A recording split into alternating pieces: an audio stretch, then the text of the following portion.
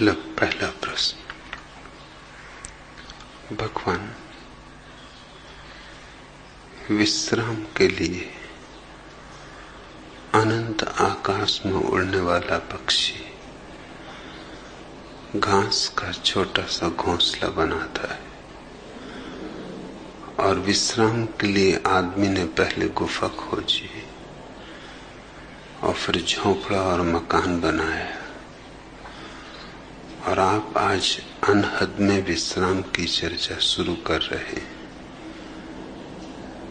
भगवान, यह अनहद में विश्राम क्या है, यह हमें समझाने की कृपा करें। आनंद मैत्रेय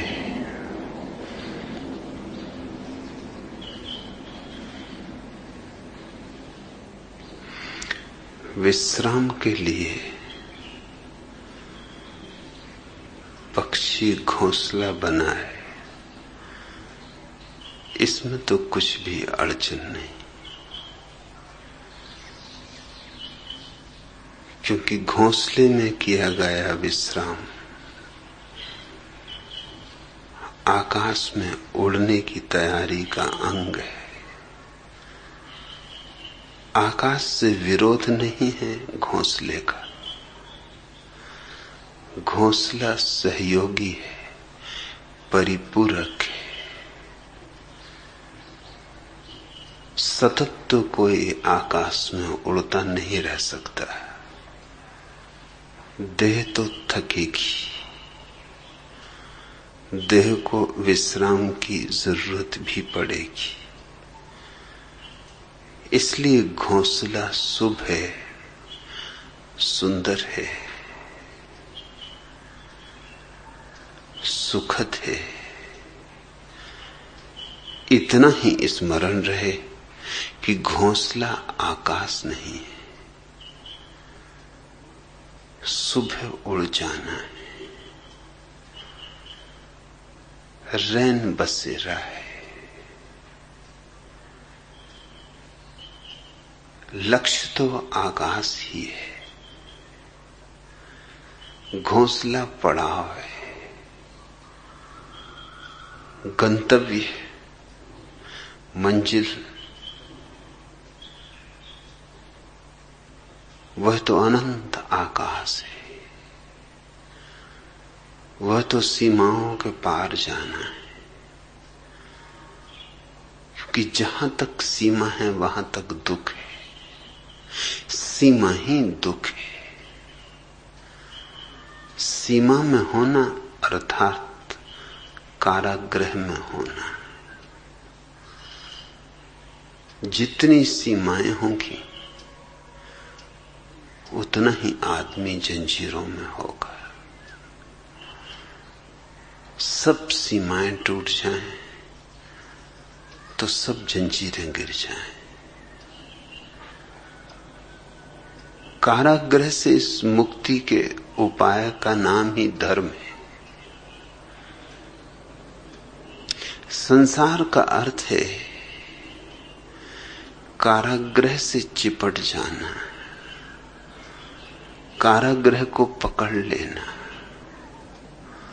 जंजीरों को आभूषण समझ लेना।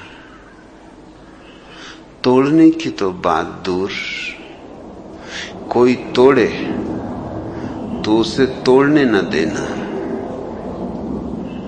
सपनों को सत्य समझ लेना और रास्ते के पड़ावों को मंजिल मानकर रुक जाना। बस संसार का इतना ही अर्थ है। संसार ना तो दुकान में है, न बाजार में, न परिवार में, न संबंधों में। संसार है इस भ्रांति में जो पड़ाव को मंजिल मान लेती है। संसार है इस अज्ञान में जो क्षण भर के विश्राम को शाश्वत आभास बना लेता है।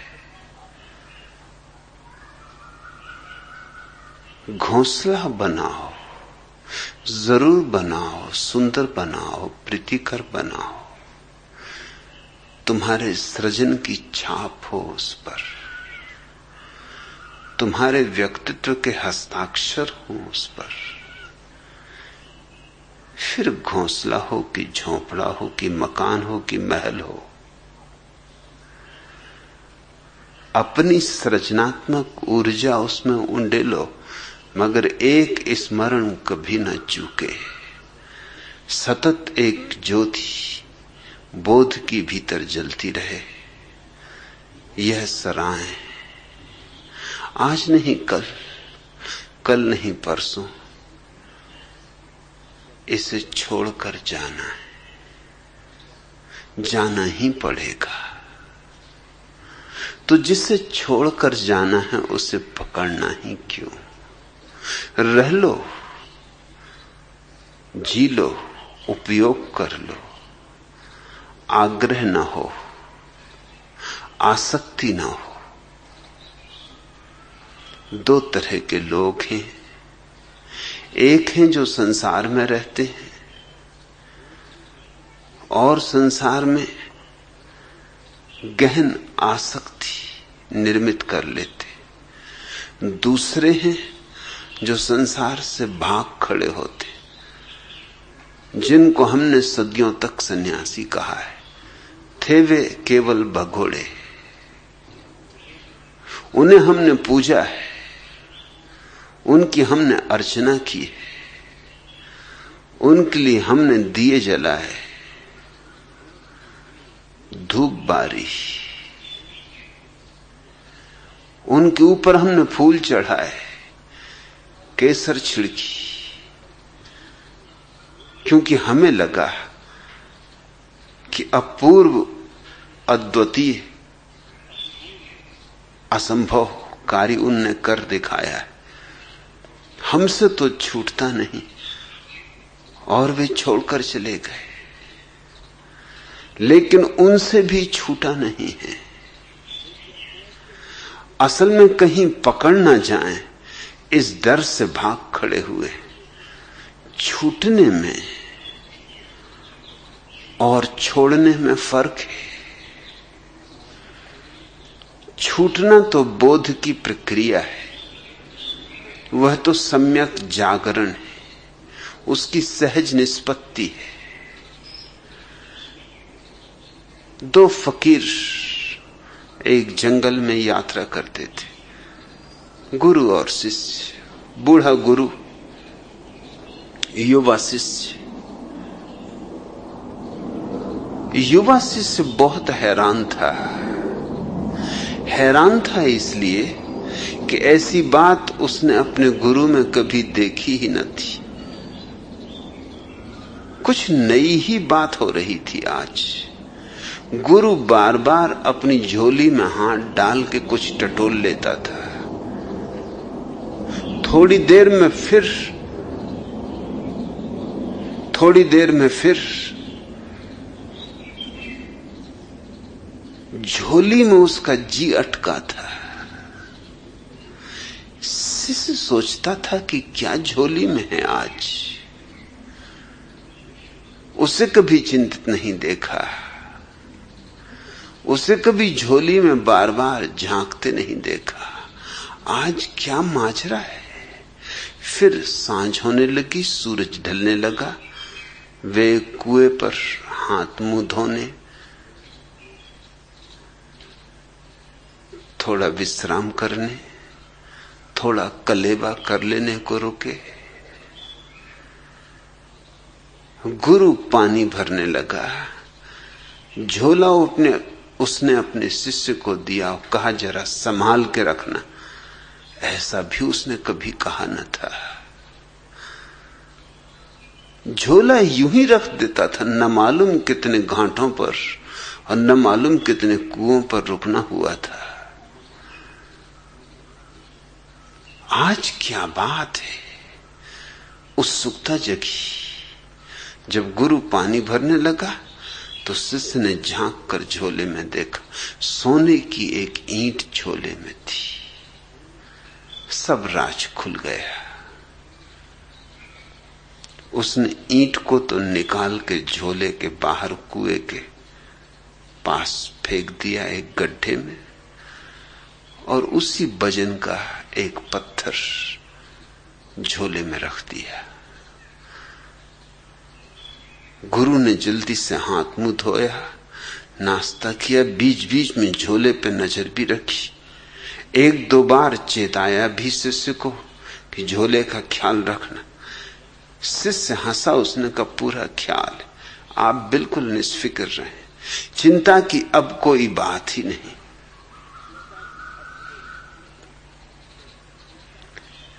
जैसे ही निपटे चलने को आगे बढ़े, गुरु ने जल्दी से झोला वापस ले लिया। अक्सर तो यूं होता था कि झोला शिष्य को ही ढोना पड़ता था। आज गुरु शिष्य पर झोले का बोझ डालने को राजी न था। जल्दी से झोला अपने कंधे पे ले लिया, बाहर से ही टटोल कर देखा वजन पूरा है, ईंट भीतर है, निश्चिंत हो चलने लगा। फिर बार बार कहने लगा, रात हुई जाती है, दूर किसी गांव का टिमटिमाता दिया भी दिखाई पड़ता नहीं, जंगल है, अंधेरा है, अमावस है, चोर लफंगे लुटेरे,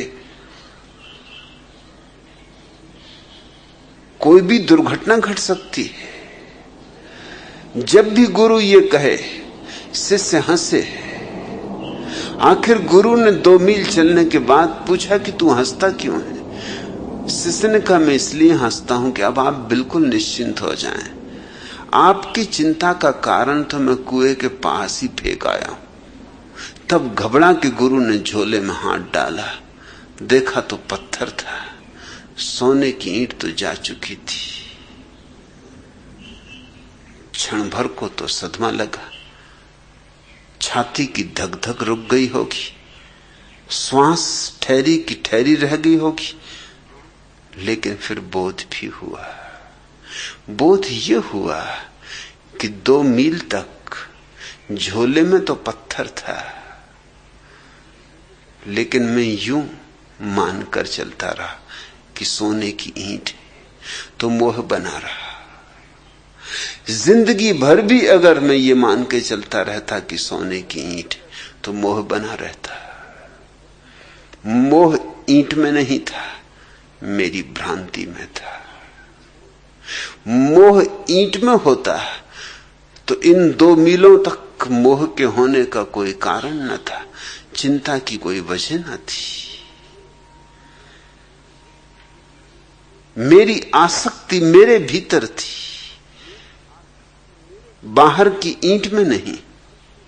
जिंदगी भर भी आसक्त रह सकता था अगर ये भ्रांति बनी रहती कि ईंट सोने की है, और तत्क्षण भ्रांति टूट गई जैसे ही जाना कि ईंट पत्थर की है। झोला वहीं गिरा दिया, खिलखिला के हंसा, वहीं बैठ रहा, कहा अब कहां जाना है, अब गांव वगैरह खोजने की कोई जरूरत नहीं, वैसे ही बहुत थके, अब आज रात इसी वृक्ष के नीचे सो रहेंगे।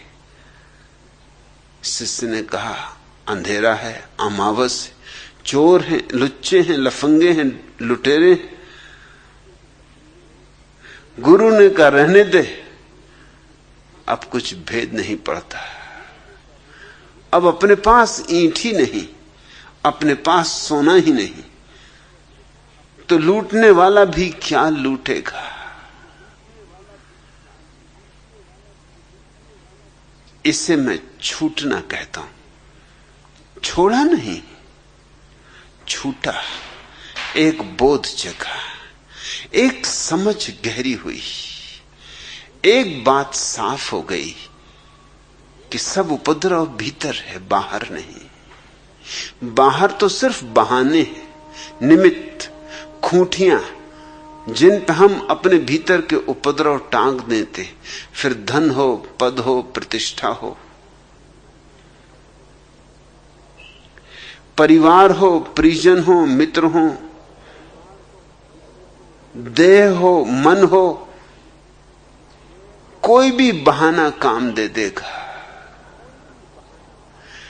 लेकिन अगर भीतर टांगने को ही कुछ न बचा हो तो फिर सब बहाने रहे आए, क्या फर्क पड़ता है? फिर बाजार में बैठो कि मरघट में, बराबर है। वे जो भगोड़े हैं उनसे संसार छूटा नहीं, उन्होंने छोड़ा है। और दोनों शब्दों में उतना ही भेद है जितना जमीन और आसमान में। छूटना तो बोध से होता है, छोड़ना भय से होता है। भय और बोध का क्या नाता, क्या संबंध? वे तो विपरीत हैं, उनका तो कभी मिलन होता ही नहीं। बोध और भय, भय तो पलता है अंधेरे में और बोध जगता है उजेले में। बोध है सुबह और भय है अमावस की रात। दोनों का कैसा मिलन?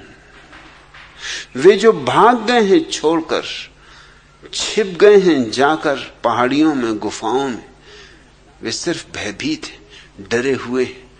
डर है कि संसार में अगर रहे तो आसक्ति पकड़ लेगी, मगर संसार ने कभी किसी को पकड़ा है?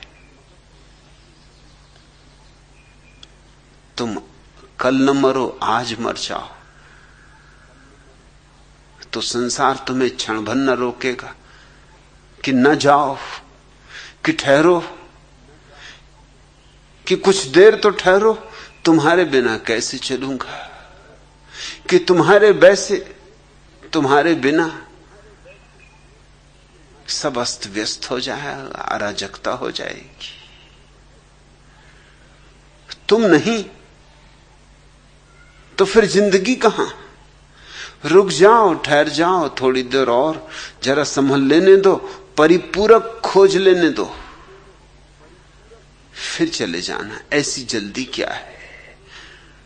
कल के मरते आज मर जाओ, संसार को क्या पड़ी? कुछ अंतर ही नहीं पड़ता। कितने लोग आए, कितने लोग गए, कितने लोग आते रहे जाते रहे, कितने लोग आते रहेंगे जाते रहेंगे। संसार अपनी जगह है, संसार तुम्हें पकड़ता नहीं, तुम संसार को पकड़े हुए हो। इसलिए छोड़कर कहां भाग रहे हो? अगर पकड़ने की आदत तुम्हारी है तो तुम्हारे साथ चली जाएगी। उसे कैसे छोड़ोगे? वह तो भीतर है। तो हो सकता है महल छोड़ दो, झोंपड़ा पकड़ लोगे, सिंहासन छोड़ दो, लंगोटी पकड़ लोगे, तिजोरियां छोड़ दो, भिक्षा पात्र पकड़ लोगे, राज्य छोड़ दो, कुछ अंतर ना पड़ेगा। एक वृक्ष के नीचे बैठ रहोगे, उस पर कब्जा कर लोगे कि ये मेरा वृक्ष, इसके नीचे कोई और अड्डा ना जमाए, किसी और की धुनी ना लगे। पकड़ोगे तुम जरूर, क्योंकि पकड़ कहीं यूं जाती है। पकड़ तो केवल समझ से जाती। इसलिए मैं अपने सन्यासी को कहता हूं, भागना मत। भागना है भय, और भय तो कायरता है, और कायर तो संसार भी नहीं पा सकता। सत्य को क्या खाक पाएगा? इसलिए मेरे मन में भगोड़ों के प्रति कोई आदर नहीं, कोई सम्मान नहीं।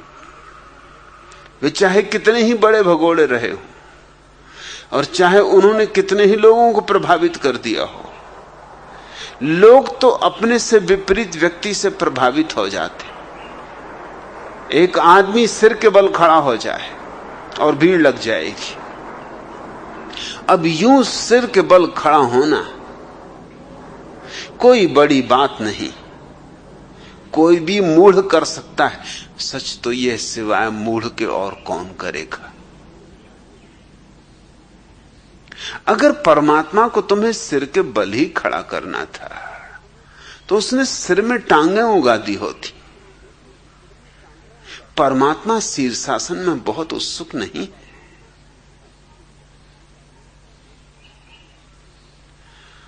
अगर परमात्मा को ही तुम्हें कांटों की सेज पे लिटाना होता तो तुम्हारे साथ ही कांटों की सेज भेजती होती, इंतजाम कर दिया होता। उसने तुम्हारे प्रवास के लिए पूरा इंतजाम करके भेजा है। अगर परमात्मा उत्सुक होता तुम्हारे उपवासों में तो उसने तुम्हें भूखा रखने की कला ही सिखा दी होती। अरे जो भूख दे सका वो भूखापन नहीं दे सकता था। अगर परमात्मा उत्सुक होता कि तुम छोड़ दो परिजन, तुम छोड़ दो मित्रजन, तुम छोड़ दो परिवार, तुम छोड़ दो लोग, तो तुम्हें परिवार में और परिजनों में मित्रों में पैदा ही क्यों करता? यूं ही जैसे आकाश से वर्षा होती तुम भी बरस गए होते। जॉर्ज गुरजिएफ कहा करता था कि तुम्हारे महात्मा, तुम्हारे सभी महात्मा परमात्मा के दुश्मन मालूम होते। परमात्मा एक काम करता है, तुम्हारे उससे उल्टा काम करने को बताते। लेकिन राज है, राज यह है कि परमात्मा तो तुम्हें सहज स्वाभाविक बनाता है, महात्मा तुम्हें असहज अस्वाभाविक बनाते हैं, क्योंकि असहज अस्वाभाविक होकर ही तुम आकर्षण के बिंदु बनते हो। लोगों के लिए तुम्हारे प्रति सम्मान तभी पैदा होगा जब तुम कुछ उल्टा करो। अमेरिका में एक विचारक हुआ रॉबर्ट रिपले,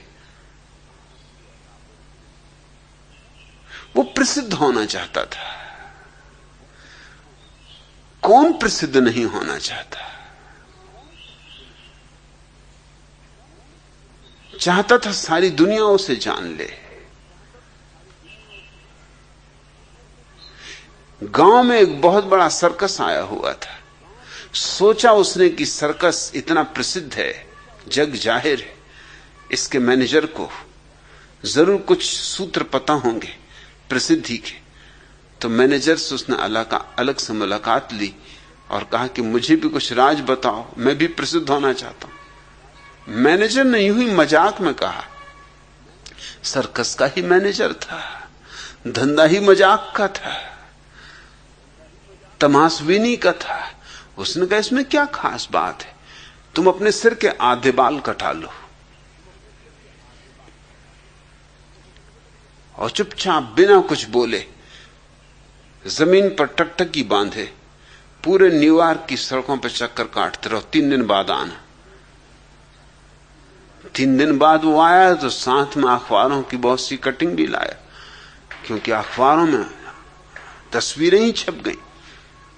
चर्चा हो गई गांव में, घर घर में कि कौन है आदमी आधे सिर के बाल कटाए हुए, कौन प्रसिद्ध ना हो जाएगा। रिप्ले ने मैनेजर को बहुत धन्यवाद दिया और कब आगे के लिए कुछ और बताएं। न्यूयॉर्क में तो जलवा हो गया, डुंडी पिट गई। एक बच्चा ऐसा नहीं है जो न जानता हो। गांव गांव आसपास भी खबर फैलने लगी। मैनेजर ने कब तुम ऐसा करो, एक बड़ा आईना खरीदो, उस आईने को अपनी कमर पर बांध लो, आईने में देखो तो पीछे का रास्ता दिखाई पड़ेगा और बस पीछे की तरफ चलो, आगे की तरफ नहीं। और सारी अमेरिका का चक्कर लगा डालो। और रिप्ले ने वही किया और चक्कर पूरा होते होते अमेरिका में नहीं सारी दुनिया में प्रसिद्ध हो गया ये कौन आदमी। और उससे कहा तू बिल्कुल चुप रहना, बोलना है ही नहीं, जितना चुप रहेगा उतना ही अच्छा, बोले तो कहीं बात ना खुल जाए।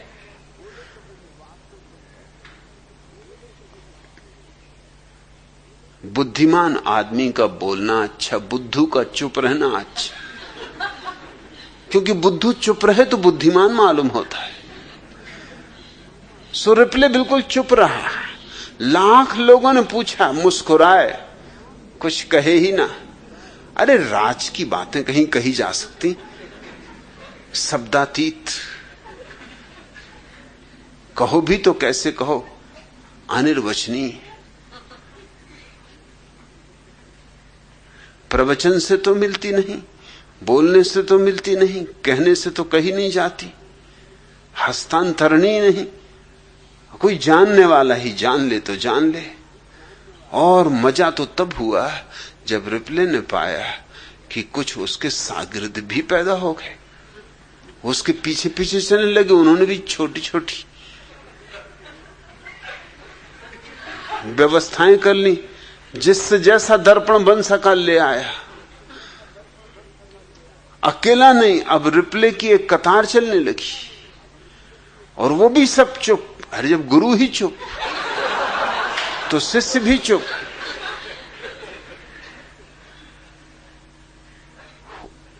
कुछ भी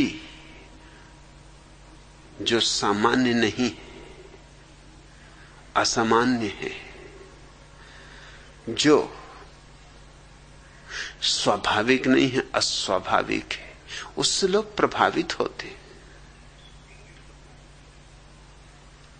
लोगों को प्रभावित करना अहंकार की बड़ी गहरी अभिप्सा है। ये जो भगोड़े हैं, इनसे लोग प्रभावित हुए। इनसे प्रभावित होने का कुल कारण इतना था कि ये कुछ कर रहे थे जो अस्वाभाविक था।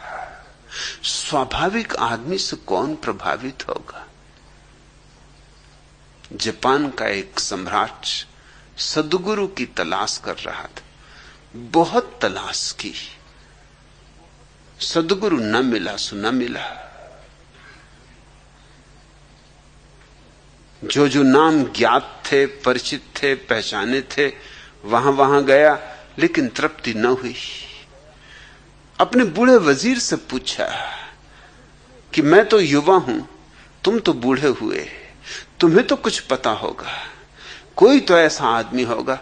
वो बूढ़ा हंसने लगा। उसने कहा आदमी तो हैं, लेकिन तुम न पहचान सकोगे, क्योंकि सच्चा सद्गुरु बिल्कुल सहज स्वाभाविक होगा। उसमें कोई सींग थोड़ी निकले होते जो तुम पहचान लोगे। तुम तलाश कर रहे हो किसी उल्टे सीधे आदमी की। लोग तो मिलेंगे बहुत उल्टे सीधे, मगर जो अभी खुद ही उल्टे सीधे, वो तुम्हें क्या लाख उपाय भी करें तो मार्गदर्शन दे सकेंगे, तुम्हें भी और अस्त व्यस्त कर देंगे।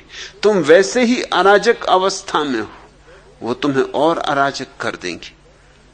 मैं एक आदमी को जानता हूं,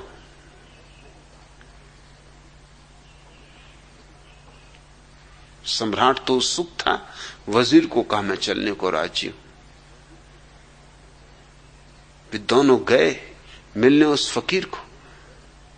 वजीर तो चरणों पर गिर पड़ा फकीर के, लेकिन सम्राट उस आदमी को देख के इस योग्य न पाया कि इसके चरणों में गिरे। आदमी बिल्कुल साधारण था और काम भी क्या कर रहा था, लकड़ियां काट रहा था। अब कहीं सद्गुरु लकड़ी काटते कि कहीं महावीर लकड़ी काटते मिल जाएं, कि बुद्ध लकड़ी काटते मिल जाएं। सद्गुरु कहीं लकड़ियां काटते।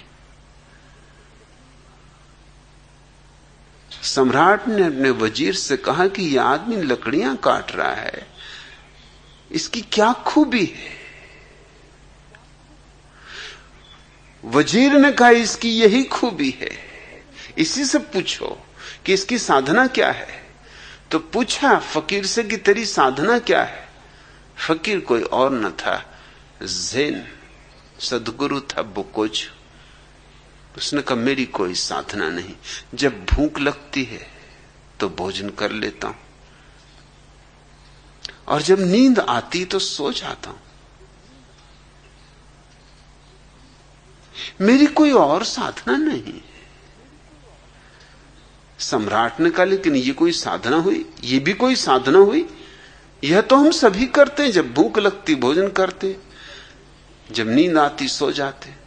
बोकुजू ने कहा कि नहीं, इतने जल्दी निष्कर्ष ना लो।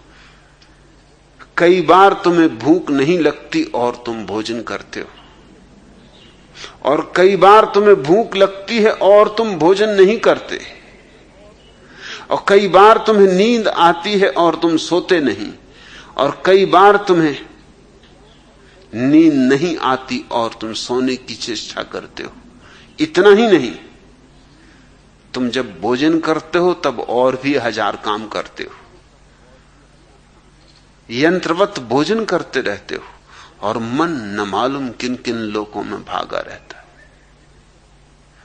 और जब तुम सोते हो तब तुम सिर्फ सोते ही नहीं, कितने कितने सपने देखते हो, कहां कहां नहीं जाते, क्या क्या नहीं करते। मन का व्यापार जारी रहता है। मैं जब भोजन करता हूं तो सिर्फ भोजन ही करता हूं, बस भोजन ही करता हूं। उस वक्त भोजन करने के सिवाय भोकुजू में और कुछ भी नहीं होता। और जब सोता हूं तो सिर्फ सोता हूं, उस समय सोने के सिवाय भोकुजू में और कुछ भी नहीं होता। और जब मुझे नींद आती तो मैं एक क्षण भी टालता नहीं, तत्क्षण सो जाता हूं।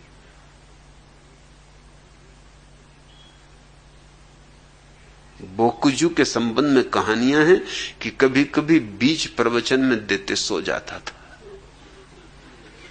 नींद आ गई तो बोकुजू क्या करे, इतना नैसर्गिक आदमी। और ब्रह्म मुहूर्त में नहीं उठता था। और जब किसी ने पूछा उससे कि फकीर को तो ब्रह्म मुहूर्त में उठना चाहिए, तुम ब्रह्म मुहूर्त में नहीं उठते, बोकुजू ने कहा मैंने परिभाषा बदल ली अनुभव से। फकीर जब उठे तब ब्रह्म मुहूर्त।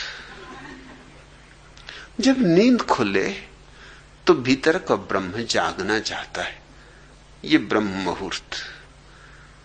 और जब भीतर का ब्रह्म सोना चाहता है, तुम अलार्म भर के और जबरदस्ती उठने की कोशिश कर रहे हो, ठंडा पानी छिड़क रहे हो आंखों पर, राम राम जप रहे हो, भाग दौड़ कर रहे हो, दंड बैठक लगा रहे हो कि किस तरह नींद टूट जाए, क्योंकि स्वर्ग जो जाना है।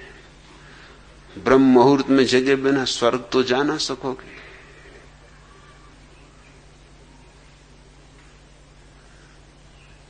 बोकुजू कहता जब नींद खुल गई तब ब्रह्म मुहूर्त। तो कभी कभी दोपहर तक सोया रहता और कभी कभी आधी रात तक जागा रहता। जब नींद आएगी तब सोएगा, जब भूख लगी तो भोजन करेगा। कभी कभी दिन 2 दिन बीत जाते और भोजन न करता, वह उपवास न था। और कभी कभी दिन में 2 बार भोजन करता। इतना नैसर्गिक, मगर ऐसे आदमी से कौन प्रभावित हो। हम तो उल्टे सीधे लोगों से प्रभावित होते। इसलिए भगोड़ों ने मनुष्य को बहुत ज्यादा प्रभावित किया।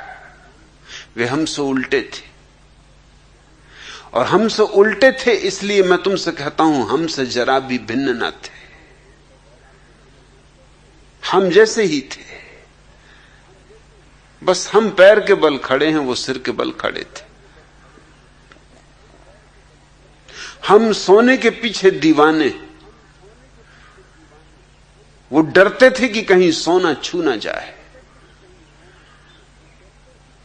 हम स्त्रियों के पीछे भागे जा रहे हैं, वो स्त्रियों के प्रति पीठ करके भागे जा रहे थे, मगर भाग जारी थी और दोनों का केंद्र स्त्री थी। एक स्त्री की तरफ भाग रहा है, एक स्त्री से भाग रहा है, मगर दोनों की नजर स्त्री पर अटकी। एक कहता है कि स्त्री में ही स्वर्ग है और एक कहता है स्त्री नरक का द्वार है, मगर दोनों के लिए स्त्री महत्वपूर्ण है। किसी के लिए स्वर्ग का द्वार, किसी लिए नरक का द्वार, मगर द्वार स्त्री ही है। मगर स्त्री से छुटकारा नहीं है ऐसे। न पुरुष से छुटकारा है, न धन से छुटकारा है।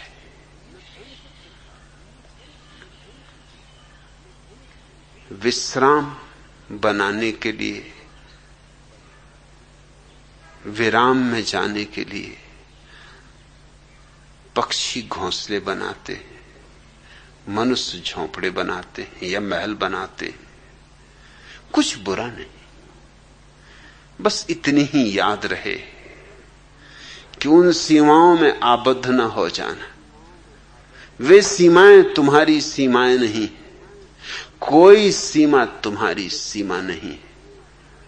रहो जरूर, मगर अतिथि की तरह रहना, आतिथेय मत हो जाना, मेहमान की तरह रहना, मेजबान न हो जाना। तो फिर तुम जहां हो वहीं सन्यासी हो। आनंद मैत्रेय, तुमने पूछा कि विश्राम के लिए अनंत आकाश में उड़ने वाला पक्षी घास का छोटा सा घोंसला बनाता है। वो उड़ने के लिए जरूरी है। उड़ने के लिए शक्ति संयोजित करनी होगी, जागने के लिए सोना होगा, भागने के लिए बैठना होगा।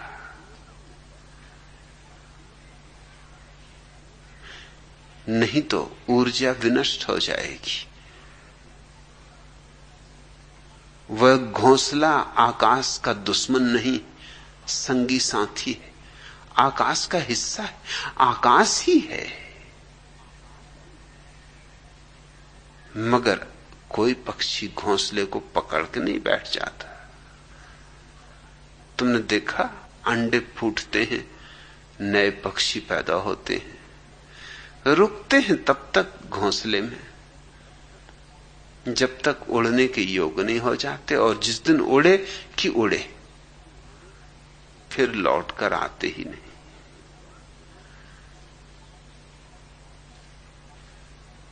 फिर घोंसले बनाएंगे जब उनको खुद अंडे रखने होंगे। जरूरत है तो उपयोग करो, संसार का उपयोग करो। संसार नहीं बांधता है। संसार से भागो मत, जागो।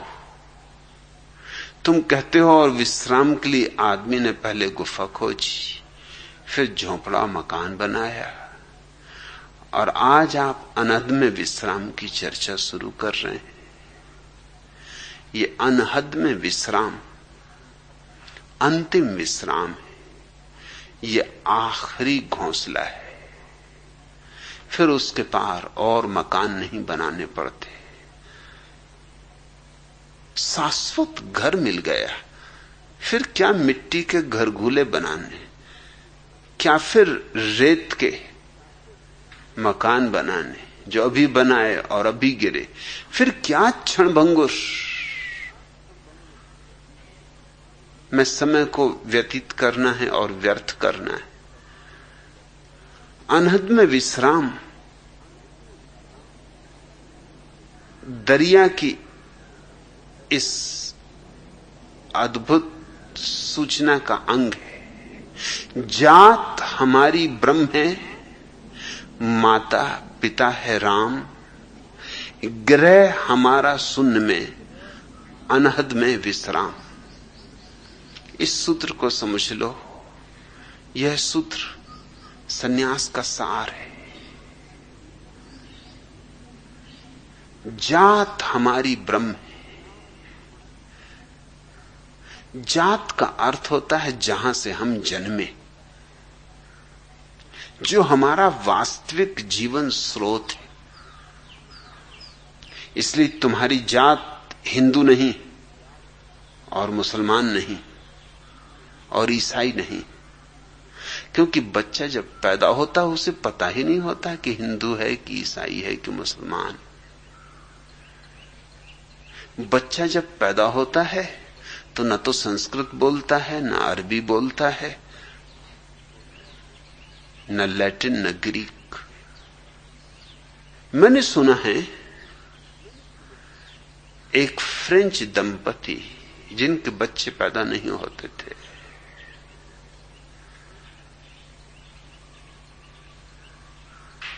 एक अनाथाश्रम से एक स्वीडिश बच्चे को गोद ले लिए। जिस दिन उन्होंने स्वीडिश बच्चे को गोद लिया, फ्रेंच दंपति ने, दोनों ने ही एक स्वीडिश शिक्षिका रख ली और स्वीडिश भाषा सीखने लगे। अचानक पास पड़ोस के लोगों ने पूछा कि क्या हुआ, स्वीडिश भाषा किस लिए सीख रहे हो? क्या स्वीडन में बस जाने का इरादा है या कि स्वीडन की लंबी यात्रा पर जा रहे हो?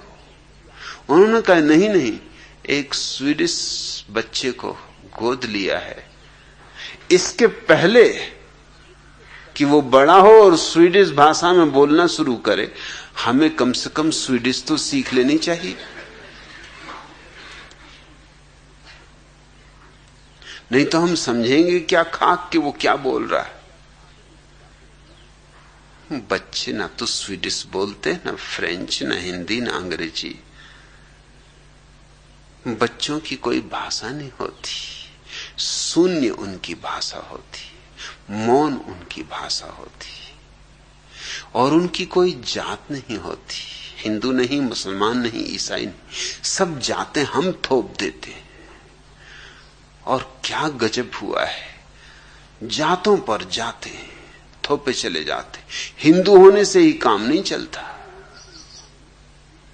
फिर उसमें ब्राह्मण, फिर उसमें क्षत्रिय, फिर वैश्य, फिर शूद्र, इतने से भी काम नहीं चलता। फिर अब ब्राह्मणों में भी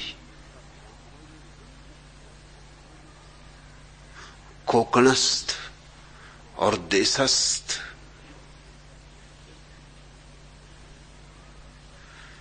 विनोबा भावे से किसी ने पूछा कि आप कोकणस्थ ब्राह्मण हैं या देशस्थ? विनोबा ने अपनी सूझबूझ के हिसाब से ठीक ही उत्तर दिया, हालांकि मुझे कुछ बहुत ठीक नहीं लगता। उन्होंने कहा, ना तो मैं कोकणस्थ ब्राह्मण हूं ना देशस्थ, मैं तो स्वस्थ ब्राह्मण। बात तो ठीक है, लेकिन मेरा इतना ही निवेदन है कि इसमें पुनरुक्ति है। स्वस्थ ब्राह्मण दोनों का एक ही अर्थ होता है। स्वस्थ का अर्थ होता है स्वयं में स्थित हो जाना, और ब्राह्मण का अर्थ होता है स्वयं के ब्रह्म को जान लेना।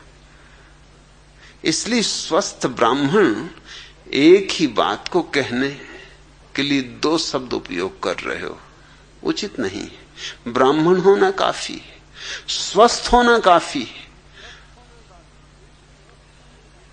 स्वस्थ ब्राह्मण होने की कोई जरूरत नहीं। एक ही बात को कहने के लिए दो शब्द क्यों उपयुक्त करने, क्यों उपयोग करना? लेकिन यूं उनकी बात ठीक है कि कोकणस्थ नहीं, देशस्थ नहीं। लेकिन खतरा यह है कि कुछ स्वस्थ ब्राह्मण पैदा हो सकते, ऐसी तो जातियां पैदा होती। विनोबा के पीछे चलने वाले ब्राह्मण कहने लग सकते हैं कि हम स्वस्थ ब्राह्मण, फिर एक जाति पैदा हो गई। क्या ब्राह्मण होना पर्याप्त नहीं है? क्या ब्रह्म होना काफी नहीं है? क्या ब्रह्म से और कोई परिष्कार हो सकता है? क्या ब्रह्म को सुंदर बनाया जा सकता है? कुछ और शब्द उस पर आरोपित कर दिए जाएं तो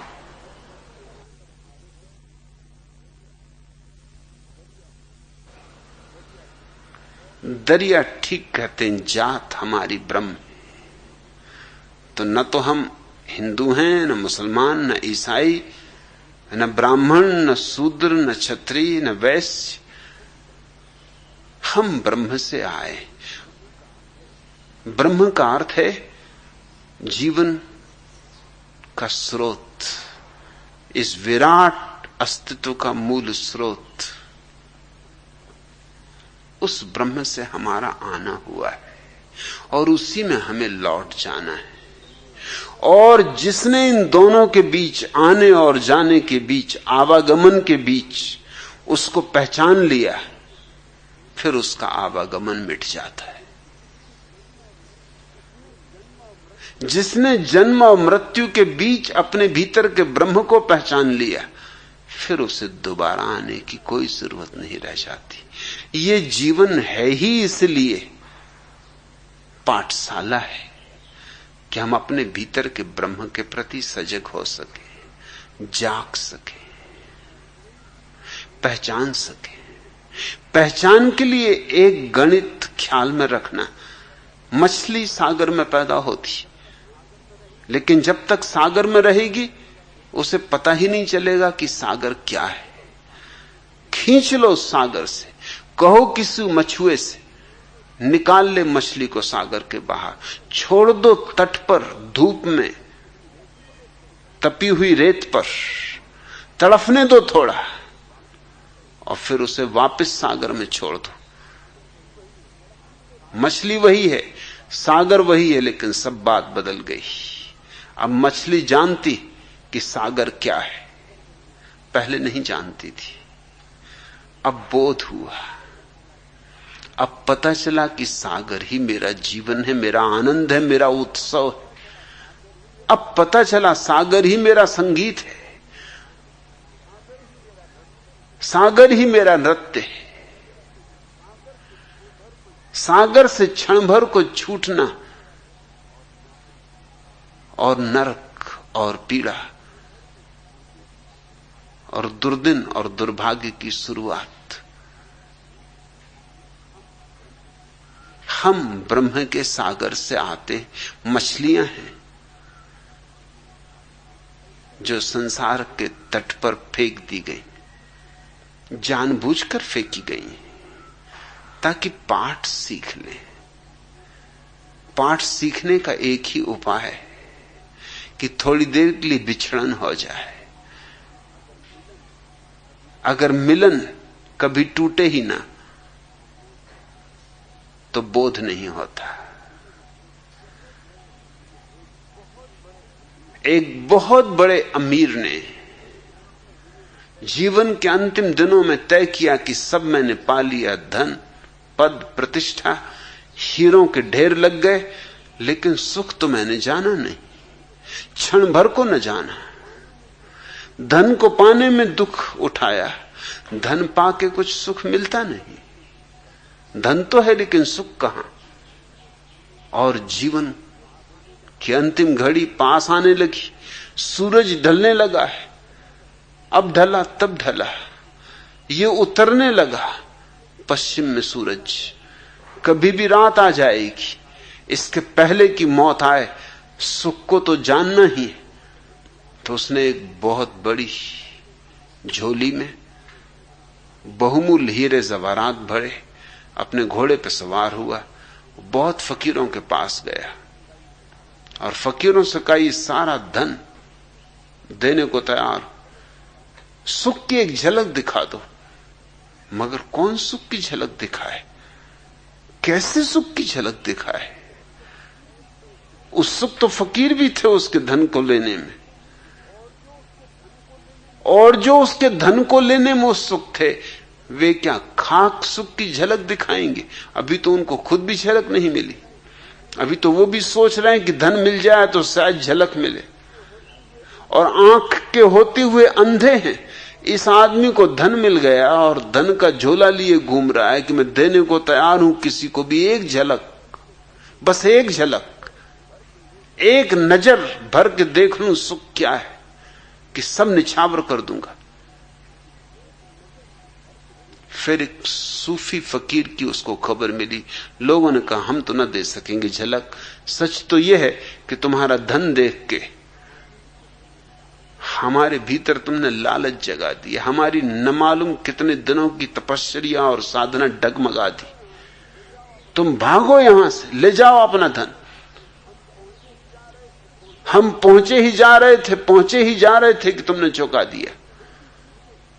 तुम खुद भी चूके और हमको भी चुका दिया।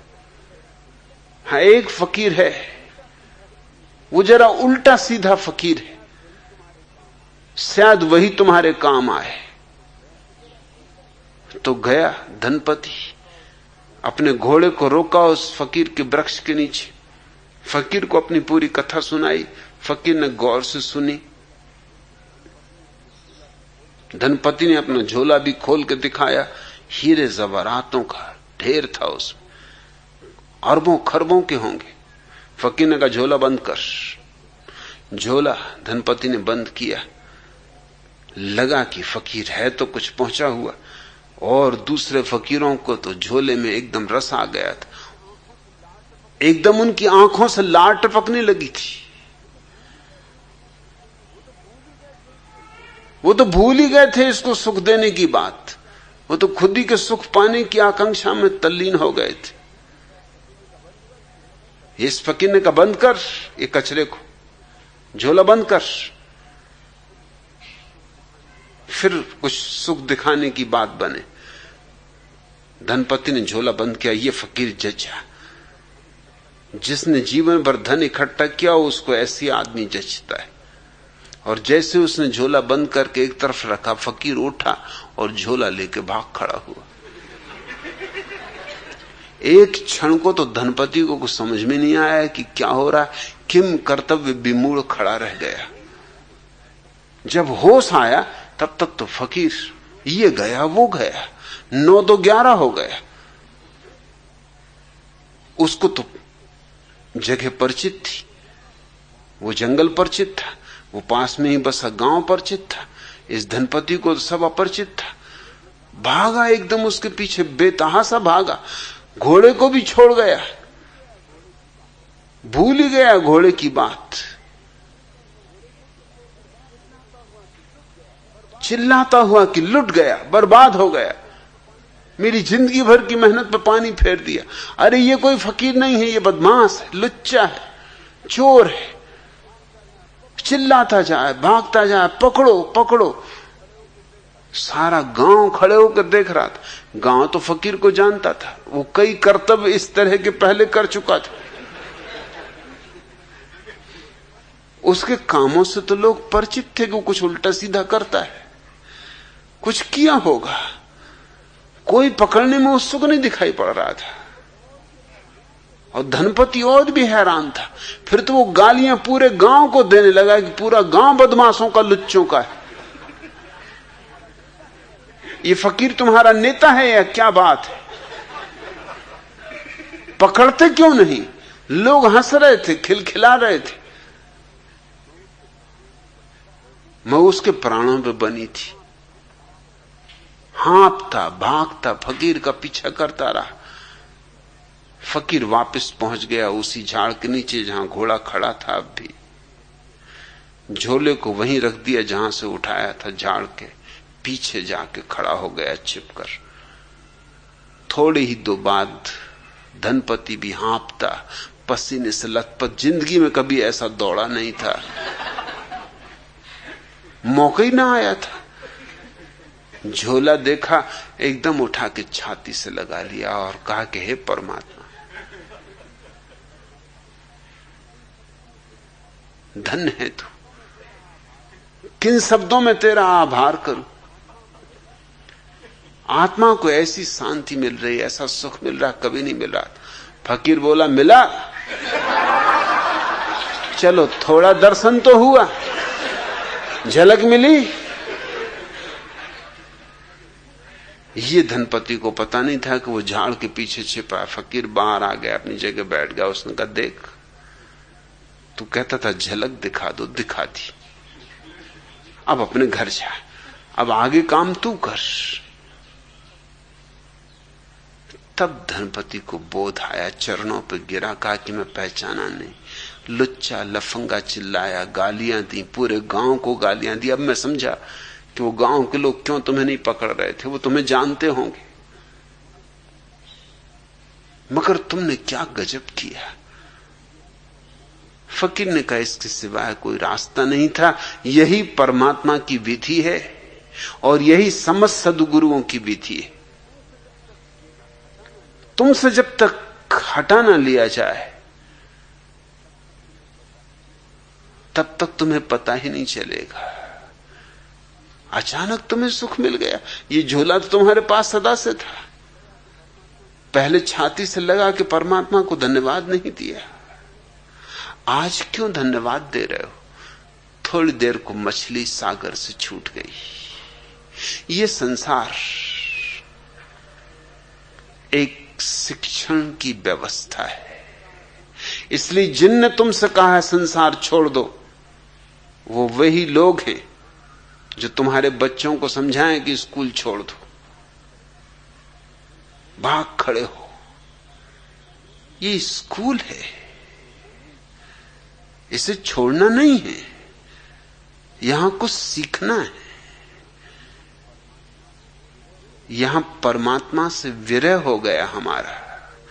वो जो हमारा मूल स्रोत है, उद्गम है, ब्रह्म है, उससे हमारा नाता टूट गया है।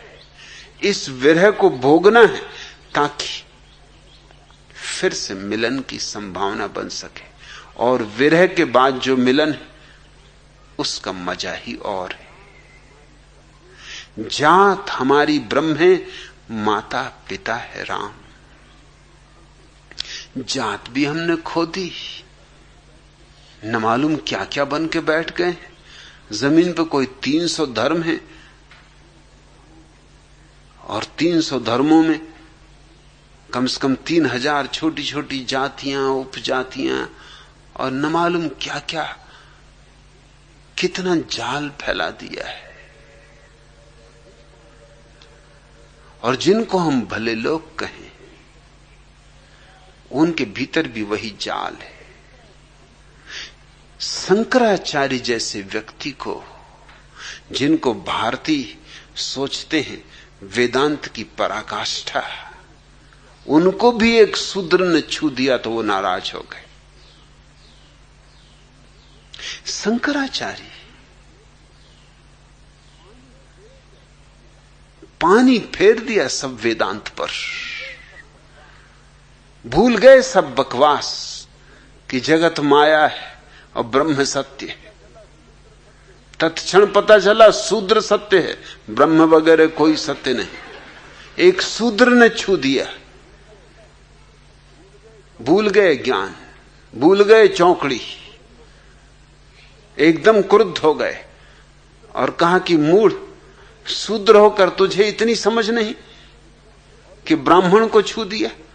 और मैं अभी गंगा स्नान करके आ रहा हूं। स्नान करके वो चढ़ी रहे थे दशाश्वमेध की सीढ़ियां, तभी उस शूद्र ने छू दिया। सुबह सुबह का अंधेरा, अब मुझे फिर स्नान करना पड़ेगा। उस शूद्र ने कहा स्नान आप जरूर करिए, मगर इसके पहले कि स्नान करें मेरे को सवालों का जवाब दे दें। एक तो ये कि अगर संसार माया है तो किसने किसको छुआ? अगर मैं हूं ही नहीं, अगर ये देह भ्रम है तो दो भ्रम एक दूसरे को छू सकते, और अगर छू भी ले भ्रम भ्रम को तो क्या हर्जा है? और तुम्हारा भ्रम पवित्र और मेरा भ्रम अपवित्र, कुछ तो संकोच करो, कुछ तो लाज करो, कुछ तो अपने कहे का ख्याल करो। थूके को इतनी आसानी से तो ना चाटो। फिर मैं ये भी पूछता हूं कि गंगा में स्नान करने से शरीर पवित्र हुआ कि आत्मा पवित्र हुई? पानी शरीर को छुएगा कि आत्मा को? अगर शरीर पवित्र हुआ है तो शरीर क्या पवित्र हो सकता है? क्योंकि शरीर तो मिट्टी है और तुम ही तो समझाते हो कि शरीर में कुछ भी नहीं। ये सारे महात्मा गण समझाते, खासकर स्त्रियों का शरीर में, क्योंकि ये सब लिखने वाले पुरुष हैं। ये तो बड़ी कृपा है कि स्त्रियों ने शास्त्र नहीं लिखे, लिखना चाहिए उन्हें।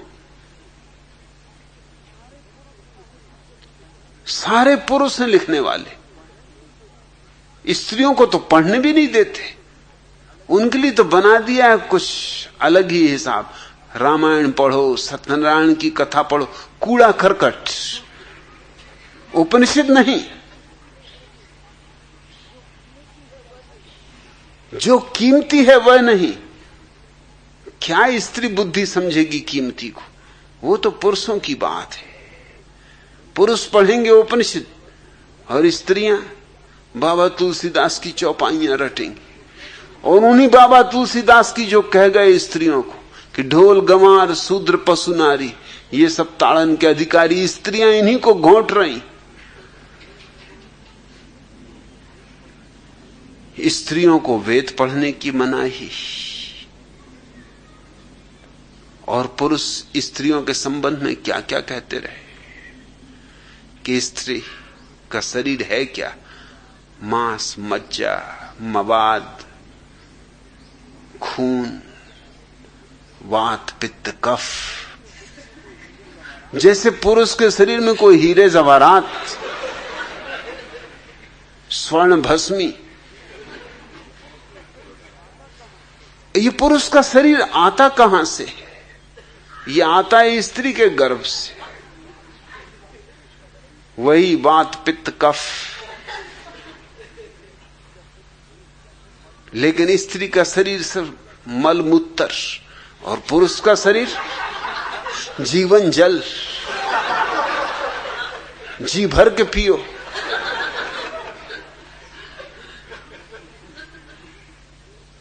ये देह तो देह है, ये क्या पवित्र होगी? और आत्मा तो पवित्र है ही, उसे कैसे पवित्र करोगे? उस शूद्र ने बड़े बहुमूल्य सवाल उठाए जो बड़े बड़े वेदांती नहीं उठा सके थे। शंकराचार्य अगर किसी व्यक्ति के सामने हतप्रभ हुए तो वह शूद्र था। मगर शंकराचार्य को भी ख्याल नहीं कि जगत को ब्रह्म कह रहे हैं, तो इसका क्या अर्थ होगा? फिर कैसा ब्राह्मण, फिर कैसा शूद्र? जातियों पे जातियां बन गई।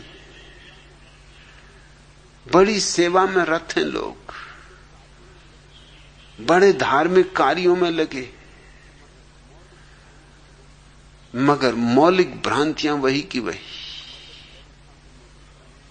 मदर टेरेसा को नोबेल प्राइज मिली क्योंकि उन्होंने गरीबों की बड़ी सेवा की। वह सरासर झूठ बात है, वह सिर्फ पाखंड है, ऊपरी बकवास है, भीतर बात कुछ और है। अनाथालय खोल रखे, विधवा आश्रम खोल रखे। वे तरकीबें हैं कि कैसे स्त्रियां, कैसे अनाथ बच्चे ईसाई हो जाएं, और ईसाई ही नहीं, कैथोलिक ईसाई होने चाहिए। अभी एक प्रोटेस्टेंट परिवार ने अमेरिका से आके मदर टेरेसा से प्रार्थना की कि मैं एक बच्चे को गोद लेना चाहता हूं, हमारा कोई बच्चा नहीं। तो उन्हें फॉर्म दिया गया भरने को, जिस फॉर्म में पहली बात यह थी कि बच्चा तभी गोद मिल सकता है जब आप कैथोलिक ईसाई हो। वो प्रोटेस्टेंट परिवार तो हैरान हुआ। उसने कहा ईसाई हम भी हैं, ईसाई तुम भी हो, थोड़ा सा फर्क है कि हम प्रोटेस्टेंट हैं, तुम कैथोलिक हो। कोई भारी फर्क नहीं, वही बाइबल मानते हम, वही तुम, वही जीसस, वही हम। थोड़े कुछ 2 कौड़ी के भेद हैं, और तुम तो मनुष्य जाति की सेवा में तत्पर हो, तुम्हें क्या फर्क पड़ता है? लेकिन नहीं, प्रोटेस्टेंट परिवार को ईसाई होते हुए भी बच्चा गोद लेने का हक नहीं दिया गया। ये सब जालसाजियां हैं, ऊपर बड़ी ऊंची ऊंची बातें हैं। ये अनाथालय, ये विधवा आश्रम, ये दीन दरिद्रों की सेवा और कुछ भी नहीं है सिवाय कैथोलिक ईसाई धर्म का प्रचार। कैसे कैथोलिकों की संख्या दुनिया में बढ़ जाए। पुराने समय में लोग एक दूसरे से तर्क वितर्क करके तय करते थे कि कौन सही है। फिर बात और बिगड़ी, तर्क वितर्क का जमाना गया, क्योंकि तर्क वितर्क वर्षों लेते हैं फिर भी निर्णायक नहीं होते। कौन निर्णय कर पाया, कौन आस्तिक किसी नास्तिक को समझा पाया है कि ईश्वर है, और कौन नास्तिक किसी आस्तिक को समझा पाया है कि ईश्वर नहीं। कौन जैन हिंदू को समझा पाया है, कौन हिंदू जैन को समझा पाया है। वो समझाने का मामला बहुत लंबा है, इसलिए मुसलमानों ने संक्षिप्त मार्ग लिया, तलवार। कहां की बकवास में पड़े हो, निपटारा अभी करो, नगद करो। जिसकी लाठी उसकी भैंस, जो जीत जाए वो सत्य। सत्यमेव जयते कहते हैं कि सत्य की सदा विजय होती। उन्होंने जरा सा भेद कर लिया, उन्होंने कहा जिसकी विजय होती वही सत्य। थोड़ी सा तो भेद है, कुछ ज्यादा भेद नहीं। मगर तलवार के दिन भी गए, आदमी थोड़ा सभ्य हुआ, उसे ये बात बेहूदी लगी कि जीवन सिद्धांतों का निर्णय तलवार से हो, तो फिर कैसे निर्णय हो? तो फिर कुछ ज्यादा होशियारी की इजादें की गई। सेवा करो, अस्पताल खोलो, अनाथालय खोलो, विधवा आश्रम बनाओ, वृद्धाश्रम बनाओ, कोढ़ियों के पैर दबाओ, भिखमंगों को भोजन दो। ऐसे रोटी खिलाकर, दवा देकर लोगों का धर्म परिवर्तन करो। स्वभावतः इसका परिणाम एक ही होगा जैसे हिंदुस्तान में है। कोई समृद्ध परिवार भारत का ईसाई नहीं होता। क्यों होगा? जिसके पास अपनी रोटी है, जिसके पास अपना मकान है, जिसके पास अपना धन है, वो क्यों ईसाई होगा? भारत में कौन लोग ईसाई हो गए? आदिवासी, नंगे, भिखमंगे, भूखे, दीन दरिद्र, अनाथ, अपंग, वे सारे के सारे ईसाई हो गए। जातियों पर जातियां, धर्मों पर धर्म, उनके भीतर छोटे छोटे टुकड़े। दरिया कहते हैं एक ही बात याद रखो कि परमात्मा के सिवा न हमारा कोई माता है, न हमारी कोई पिता है, और ब्रह्म के सिवाय हमारी कोई जात नहीं। ऐसा बोध अगर हो तो जीवन में क्रांति हो जाती। तो ही तुम्हारे जीवन में पहली बार धर्म के सूर्य का उदय होता है। गिरे हमारा शून्य में, तब तुम्हें पता चलेगा कि शून्य में हमारा घर है, हमारा असली घर, जिसको बुद्ध ने निर्वाण कहा है, उसी को दरिया शून्य कह रहे हैं। परम शून्य में, परम शांति में, जहां लहर भी नहीं उठती, ऐसी शांत सागर में या शांत झील में जहां कोई विचार की तरंग नहीं, वासना की कोई उमंग नहीं, जहां विचार का कोई उपद्रव नहीं, जहां शून्य संगीत बजता है, जहां अनाहत नाद गूंज रहा है, वही हमारा घर है, अनहद में विश्राम। और जिसने उस शून्य को पा लिया उसने ही विश्राम पाया। और ऐसा विश्राम जिसकी कोई हद नहीं, जिसकी कोई सीमा नहीं, अनहद में विश्राम, यही सन्यासी की परिभाषा है। गिरह हमारा शून्य में, अनहद में विश्राम, ये सन्यासी की पूरी परिभाषा आ गई। मगर इसके लिए जरूरी है कि हम जाने जात हमारी ब्रह्म है, माता पिता है राम। मैं अपने सन्यासी को न तो ईसाई मानता हूं, न हिंदू, न मुसलमान, न जैन, न बौद्ध। मेरा सन्यासी तो सिर्फ शून्य की खोज कर रहा है, सारी दीवारें गिरा रहा है। मेरा सन्यासी तो अनहद की तलाश में लगा है, सीमाओं का अतिक्रमण कर रहा है। घर छोड़ना नहीं है, घर में रहते ही जानना है कि घर मेरी सीमा नहीं। परिवार छोड़ना नहीं है, परिवार में रहते ही जानना है कि परिवार मेरी सीमा नहीं है। बस ये बोध, इस बोध को ध्यान कहो, जागरण कहो, विवेक कहो, सुरति कहो, जो भी शब्द तुम्हें प्रीतिकर हो वह कहो, लेकिन इसे लक्ष्य समझो कि पहुंचना है शून्य में, तभी तुम्हें विश्राम मिलेगा। नहीं तो जीवन एक संताप है, एक पीड़ा है, एक विरह है, विरह की अग्नि। इसमें हम झुलसे जाते, थके जाते, टूटे जाते, बिखरे जाते, उखड़े जाते। हमारे पत्ते पत्ते कुम्हला गए, फूलों के खिलने की तो बात बहुत दूर, हमारी जड़ें सूखी जा रही।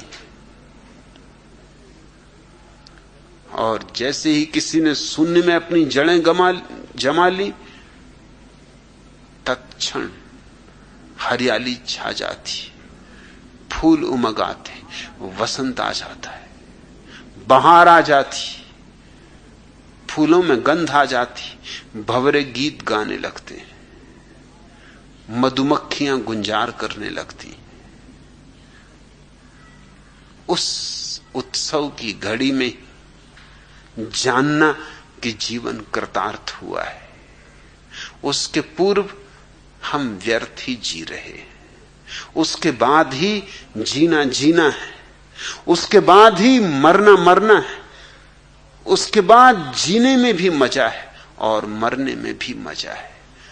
उसके बाद जीवन भी एक धन्यवाद है और मृत्यु उसी धन्यवाद की परम ऊंचाई, परम शिखर।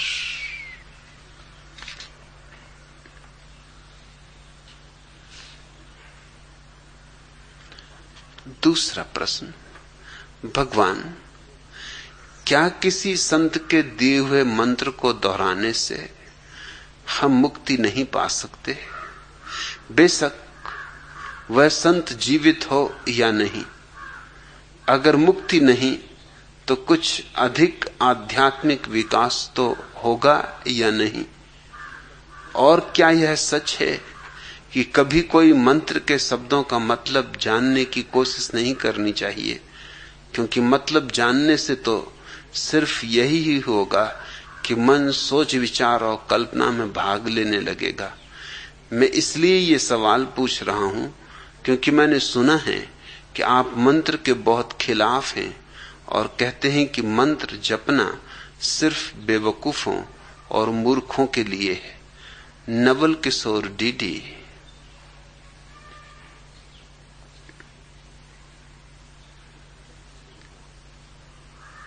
इस प्रश्न में बहुत से प्रश्न हैं, एक एक को क्रमशः लेना होगा। पहली बात, पूछा है तुमने क्या किसी संत के दिए हुए मंत्र को दोहराने से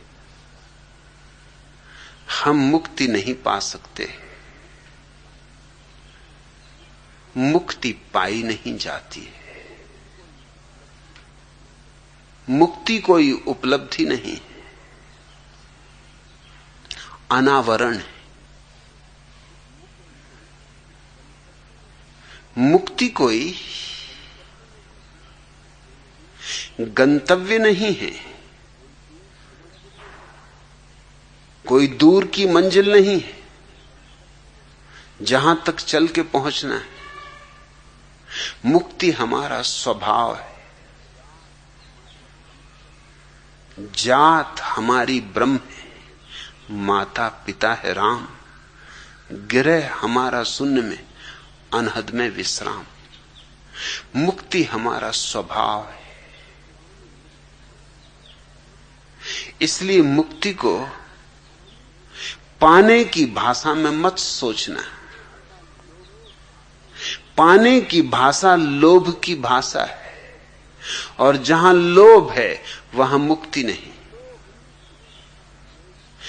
अलोभ मुक्ति की आधारशिला है। अहंकार पाने की भाषा में सोचता है, धन पालूं, पद पालूं, फिर जब इनसे ऊब जाता है और पाता है कि इन्हें पालने पर भी कुछ नहीं मिलता, तो सोचने लगता परमात्मा को पालूं, स्वर्ग को पालूं, मोक्ष को पालूं, निर्वाण को पालूं, मुक्ति को पालूं, सत्य को पालूं। विषय तो बदल गए, धन नहीं, पद नहीं, धन की जगह ध्यान आ गया, पद की जगह परमात्मा आ गया। लेकिन तुम नहीं बदले, विषय बदल गए। वासना तो वही की वही रही, पाने की। क्या पाना चाहते हो इससे फर्क नहीं पड़ता। जब तक पाना चाहते हो तब तक उलझे रहोगे। मुक्ति पाने से नहीं मिलती है, पाने की बात ही व्यर्थ है ऐसा जानने से तत्क्षण अनुभव में आ जाती। तत्क्षण शब्द को स्मरण रखना, कल नहीं, परसों नहीं, अभी यही। बुद्ध ने 6 वर्ष तक पाने की कोशिश की।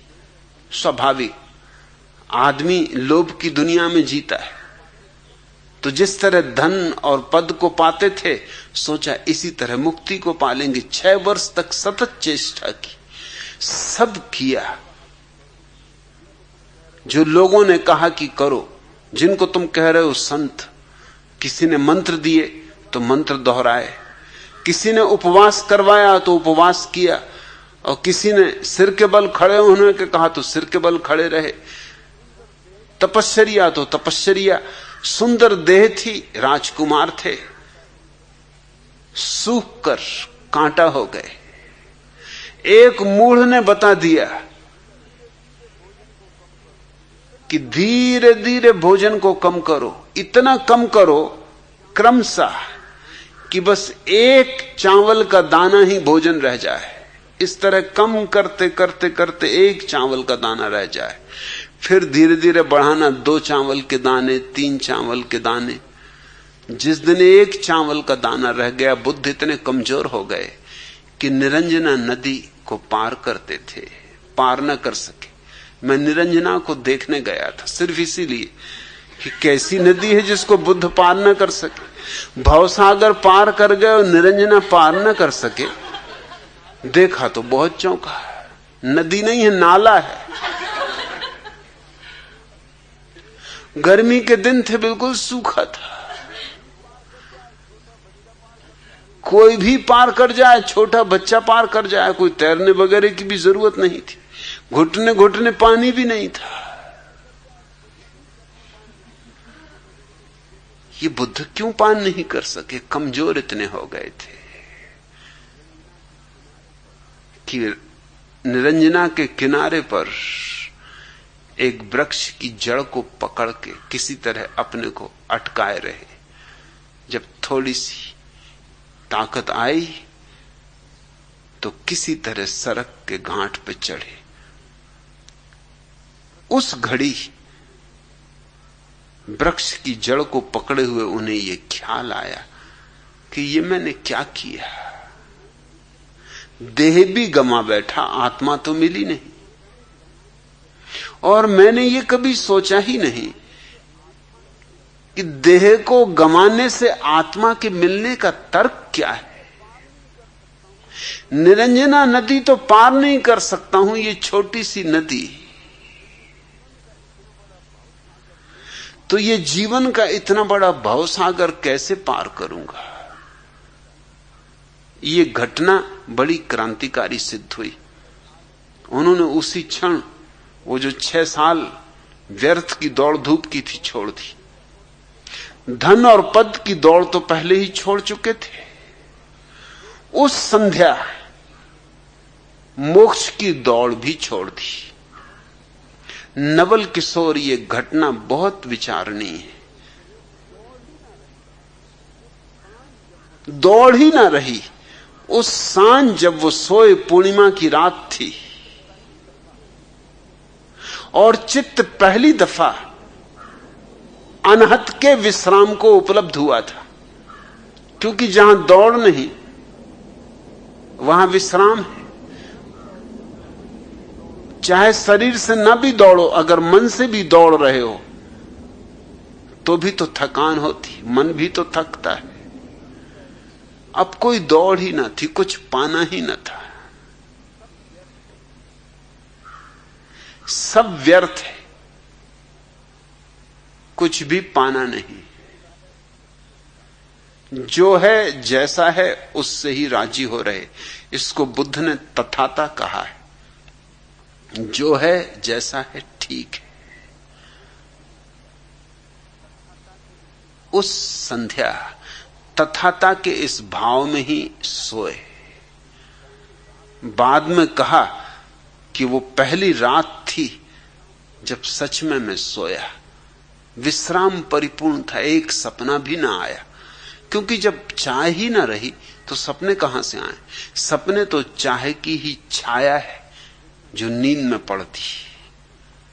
दिन में जो चाह है, रात वही सपना है। एक सपना नहीं। और सुबह जब आंख खुली तो कहा बाद में कि ऐसा विश्राम कभी पाया ही न था। ऐसी शांति छाई थी, रोआ रोआ विराम में था, विश्राम में था। न कुछ करना था, न कहीं जाना था, न कुछ पाना था। सब मोह छूट गए, संसार के भी और परलोक के भी। और तभी देखा कि रात का आखिरी तारा डूब रहा है। जैसे जैसे वो तारा डूबा, वैसे वैसे ही भीतर अगर कोई कहीं धूमिल सी रेखा भी रह गई होगी लोभ की, वो भी विलुप्त हो गई। आखिरी तारे के डूबने के साथ ही बुद्ध को महापरिनिर्वाण उपलब्ध हुआ। अनहद में विश्राम पाया। गिरह हमारा शून्य में, शून्य में घर मिल गया। सवाल उठता है कि बुद्ध ने 6 साल की तपश्चर्या के कारण बुद्धत्व पाया या तपश्चर्या को छोड़ने के कारण बुद्धत्व पाया। 2500 वर्षों में बौद्ध विचारक इस पर मंत्रणा करते रहे, विचारना करते रहे, विवाद करते रहे। मेरे हिसाब में विवाद व्यर्थ है, दोनों ही बातें उपयोगी हैं। वो 6 वर्ष जो तपश्चर्या की थी उसका भी हाथ है, पाने में नहीं। पाया तो तपश्चर्या को छोड़कर, लेकिन तपश्चर्या का हाथ है तपश्चर्या को छुड़ाने में। तपश्चर्या करते करते एक बात दिखाई पड़ गई कि यह पागलपन है, इसमें कुछ सार नहीं। संसार तो पहले ही छूट चुका था, अब ये मोक्ष भी छूट गया, मोक्ष पाने की आकांक्षा भी छूट गई। लोभ की जो अंतिम रेखा रह गई थी वो भी विलुप्त हो गई। तो तपश्चर्या ने इतना काम किया, जैसे एक कांटा गड़ जाता है तो हम दूसरे कांटे से उसको निकाल लेते, फिर दोनों कांटों को फेंक देते। ऐसा नहीं है कि पहला कांटा फेंक दिया और दूसरे को संभाल के उसके घाव में रख लिया कि इसकी बड़ी कृपा है। किस शब्दों में इसका आभार करें। एक कांटे से दूसरा निकल गया, फिर दोनों हम फेंक देते। ऐसे ही तपश्चर्या से एक व्यर्थ बात मन में अटकी थी कि पाने से मिलेगा परमात्मा, वो बात निकल गई। परमात्मा तो मिला ही हुआ है, दौड़ खत्म हुई, चाह मिटी कि पाया। पाया तो सदा से था ही, तुमने एक क्षण को भी परमात्मा खोया नहीं है नवल किशोर। इसलिए पहले तो ये भाषा छोड़ दो पाने की, ये लोभ की भाषा है, ये धंधे की भाषा है, ये व्यवसाय की भाषा है। दूसरी बात, तुम कहते हो किसी संत के दिए हुए मंत्र को दोहराने से। पहली तो बात, तुम कैसे जानोगे कौन संत है? अगर तुम यही पहचान लो कि कौन संत है तो तुम खुद ही संत हो गए। केवल संत ही संत को पहचान सकता है। तुम कैसे पहचानोगे कौन संत है?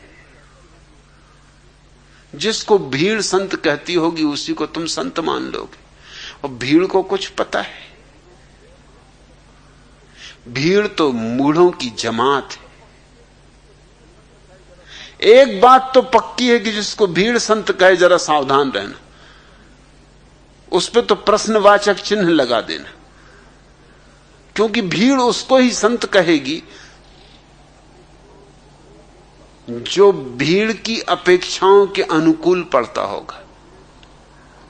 जैन दिगंबर जैन नंगे आदमी को संत कहेंगे, बौद्ध भिक्षु नहीं कहेंगे उसको संत। जैन तो अगर दिगंबर हैं तो नग्न को संत कहेंगे, और अगर श्वेतांबर हैं तो मुंह पट्टीधारी को संत कहेंगे। दिगंबर मुंह पट्टीधारी पे हंसेंगे, क्योंकि ये तो परिग्रह ही है, मुंह पे पट्टी बांधना, ये तो आरोपण है।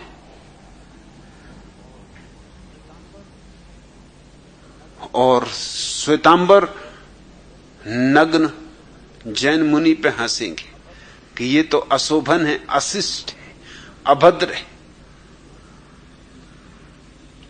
सूफी फकीर हिंदू फकीर पे हंसेंगे कि ये भी कोई संतत्व है, और हिंदू फकीर सूफी पर हंसेंगे कि ये भी कोई संतत्व है। ईसाई तो उसको संत कहेंगे जो दरिद्रों की सेवा कर रहा हो, और भारत में संतों ने कभी किसी की सेवा नहीं की, ख्याल रखना। यहां तो संतों की सेवा करनी पड़ती। यहां तो जैन अपने संत के जब दर्शन को जाते हो, उनसे पूछो कहां जाते हो, तो वो कहते हैं संत की सेवा करने जा रहे। संत और सेवा करे, कौन करवाएगा संत से सेवा? क्या पाप करवाना है अपने हाथ से? समझ लो कि महावीर स्वामी मिल जाए, तुम्हारे पांव दबाने लगे, तुम दबाओगे? तुम एकदम उछक के भाग खड़े होगे, हे प्रभु बचाओ, ये क्या कर रहे हो आप, और पैर दबा रहे हो? क्या सदा के लिए नरक में गिरवा दोगे कि बुद्ध मिल जाए और एकदम तुम्हारी चंपी करने लगे?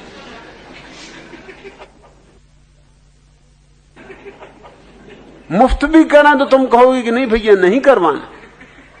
अरे हम आपकी चंपी करेंगे, आप हमारी चंपी करें। भगवान बुद्ध और चंपी करें? कभी नहीं, होने नहीं देंगे। लेकिन ईसाइयों की परिभाषा संत की वही है जो तुम्हारे पैर दबाए, जो तुम्हारी सेवा करे। ईसाइयों के हिसाब से जीसस संत है क्योंकि उन्होंने मनुष्य के उद्धार के लिए अपना जीवन दे दिया। महावीर क्या खाक संत है? ईसाइयों के हिसाब से किया क्या मनुष्य जाति के लिए? हां, ध्यान किया तो वो तो स्वार्थ है, खुद के आनंद के लिए, महास्वार्थी। बुद्ध ने क्या किया? अपनी मुक्ति पाली, मगर अपनी मुक्ति पानी परार्थ तो नहीं। परार्थ तो किया जीसस ने, सूली पे लटक गए, अपने जान गंवा दी मनुष्य के उद्धार के लिए।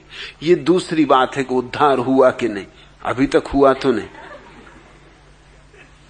किसी के सूले पे लटकने से किसी का क्या उद्धार होना है?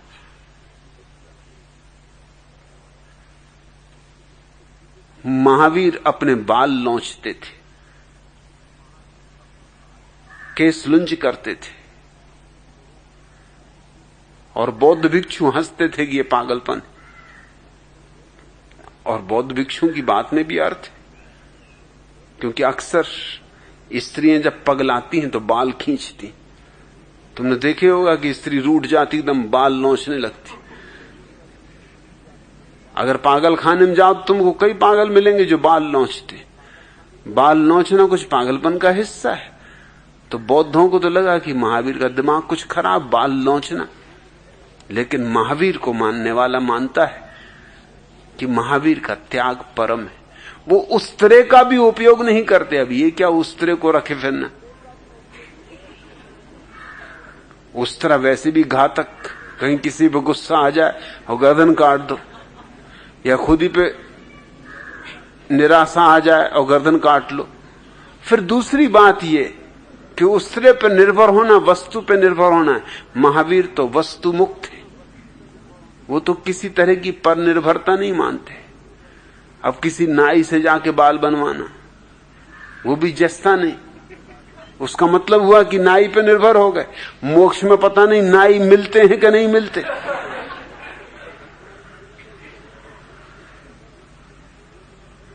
अपने बाल खुद ही लौंच ली, ये स्वावलंबन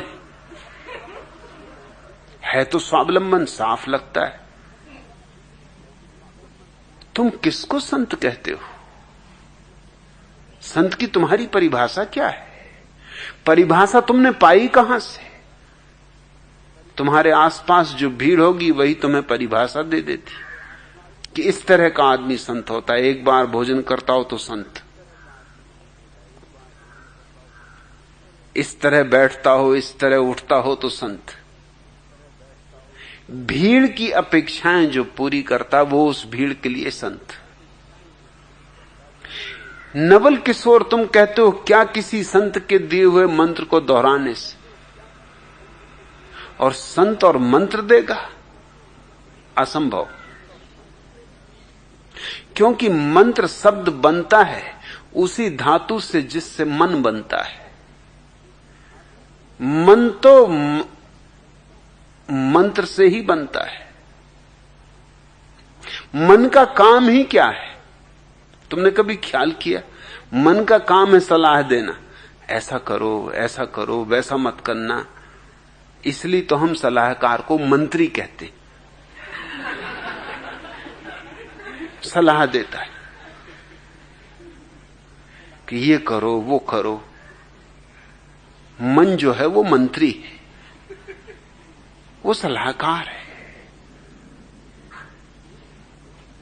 मन और मंत्र संयुक्त है।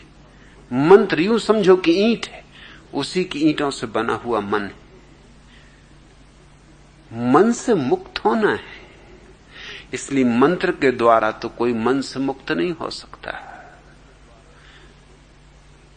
मन का तो उपयोग मंत्र से ही करना होगा।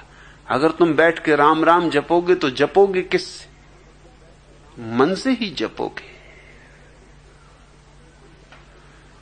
और अगर मन का ही अभ्यास कर रहे हो, मन की ही दंड बैठक लग रही, तुम राम राम राम राम किए जा रहे हो, ये मंत्र की ही दंड बैठक, इससे तो मन और मजबूत होगा। मन से मन मजबूत होता है, और जितना मन मजबूत होता है उतना ही तुम्हारे और तुम्हारी आत्मा के बीच बाधा खड़ी होती। इसलिए कोई संत मंत्र नहीं देगा। संत तो तुम्हारे मंत्र को ही छीन लेगा और तुम्हारे मन को भी छीन लेगा। संत तो तुम्हें रास्ता बताएगा मन के पार जाने का। हां, अगर तुम्हें मन की शक्तियों को बढ़ाना है, आध्यात्मिक शक्तियों का नाम मत लेना, अगर मन की शक्तियों को बढ़ाना है तो मंत्र उपयोगी है। मंत्र के प्रयोग से मन की शक्तियां बढ़ जाएंगी, मगर मन की शक्तियों को बढ़ा के भी क्या करोगे? समझ लो कि पानी पे भी चलने लगे तो फायदा क्या है?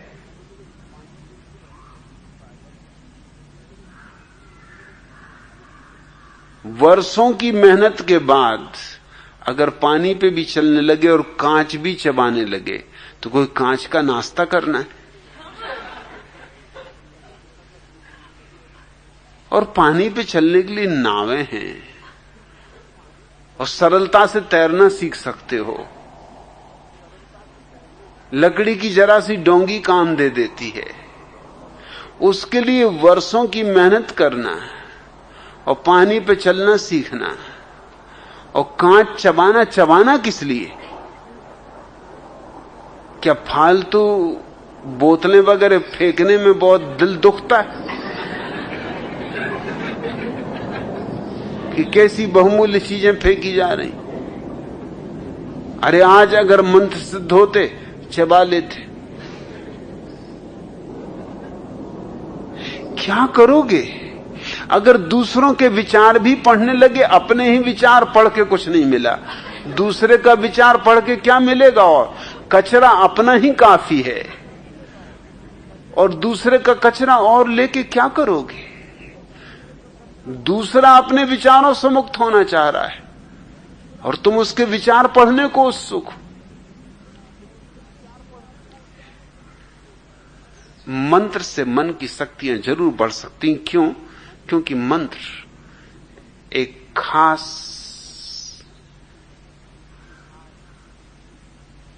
लक्ष्य के लिए वैज्ञानिक प्रक्रिया है।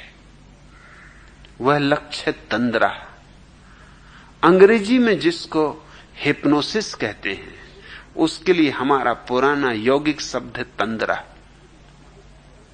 एक तो जागृति है, वह तो मंत्र से आती नहीं। एक निद्रा है, वो बिना ही मंत्र के आ जाती। दोनों के मध्य की एक स्थिति है तंद्रा, वो मंत्र के द्वारा लाई गई निद्रा है। हिप्नोसिस का अर्थ तंद्रा होता है। अगर तुम एक ही शब्द को बहुत बार दोहराओगे तो उससे तंद्रा पैदा होती। तंद्रा पैदा होने की सीधी प्रक्रिया है। अब तुम बैठे हो, राम राम राम राम जपे जा रहे हो, इसके दो परिणाम होते हैं। एक तो मन एक ही चीज से ऊब जाता है, ऊब नींद लाती, इसलिए धार्मिक सभाओं में लोग सोते। अब वही राम, वही सीता, वही रावण, वही कहानी कितनी बार तो देख चुके। फिर वही हनुमान जी, फिर वही लिए चले आ रहे हैं पहाड़, सब वही का वही। तो अब रामलीला देखोगे कि सोओगे? इससे बेहतर है सो ही जाओ। इस बकवास को देखने में सार क्या है? रामलीला में तो कभी कभी लोग जागते जब कुछ गड़बड़ हो जाती।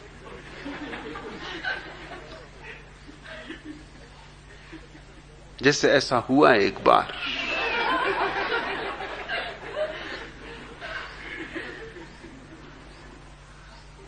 कि जब रामलीला शुरू हुई और सीता का स्वयंवर रचा गया, तो कहानी यूं है कि खबर आती है लंका से कि हे रावण, तेरी लंका में आग लगी। तो रावण भागता है। लंका में आग लगी हो तो ये कोई विवाह रचाने का अवसर है। बेचारा भागता अपनी लंका बचाने। ये तरकीब है, ये ऋषि मुनियों की जालसाजी है, ये झूठ है। लंका वगैरह में कोई आग नहीं लगी थी, मगर जब तक वो बेचारा लौटे तब तक यहां मामला खत्म हो गया। उसको हटाना जरूरी था, क्योंकि वो शिव का भक्त था और वो शिव का धनुष था, और उसने प्रार्थना की थी, शिव से उसे वरदान था कि शिव उसकी साथ देंगे, सहायता करेंगे। अरे अपने चमचों की कौन सहायता नहीं करता? छोटे मोटे भी करते हैं, वो तो शिवजी बेचारे बड़े पहुंचे हुए पुरुष। और ये रावण कितनी सेवा किया, उनकी अपनी गर्दन काट काट के रख देता था। अब और क्या चाहिए चमचे से, और क्या चाहिए? तो वो तोड़ देता धनुष बाण। डर था। रामचंद्र जी उसके सामने छोकरे ही थे। एक दो धौल जमाता और तोड़ ताड़ के अपना लेके सीता को रवाना हो जाता, तो सब रामायण वहीं खत्म कर देता। तो उसको भगाना पड़ा। जब तक वो गया तब तक राम ने धनुष बाण तोड़ लिया, विवाह हो गया। अब इसको तो बार बार होता है, तो लोग जाति से अपना इंतजाम करके लेके जाते हैं। रामलीला लोग देखने जाते हैं तो दरी ले जाते हैं, चटाई ले जाते हैं, कंबल तक ले जाते हैं। अपने दरी चटाई बिछा के, कंबल ओढ़ के, मस्त बच्चों को सुला के, फिर खुद भी झपकी लेते। मगर उस दिन कुछ गड़बड़ हो गई, बच्चे तक जग गए। क्योंकि जब रावण को खबर आई कि तेरी लंका में आग लगी, उसने कहा कि लगी रहने दो। लोग थोड़े चौंके कि ये बात क्या है। जनक महाराज भी थोड़े हैरान हुए, अब करना क्या है। रामचंद्र जी की तो सटपटी गुम हो गई होगी। लक्ष्मण बोलेंगे भैया आप क्या करना, और उसने तो रावण ने आव देखा ना ताव, वो गुस्से में था। असल में मैनेजर ने उसको जितनी मिठाई मिलनी चाहिए थी उतनी नहीं दी थी, कम दी थी। उसने कहा देख लेंगे।